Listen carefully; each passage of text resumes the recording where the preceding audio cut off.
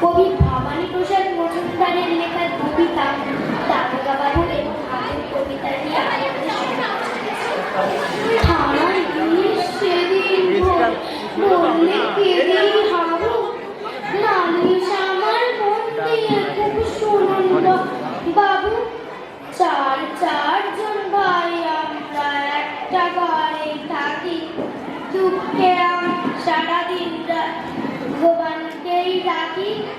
বর্দা ঘরে সাতটা বেড়াল পোষেন ছোট বড় মেজদা পোষেন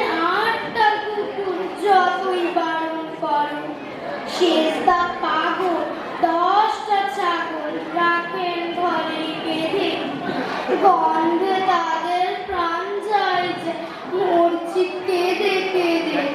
দারোগা বাবু বললে হাবু তোমরা কি সব ভুলো সদাই খুলে রাখবে ঘরের জানলা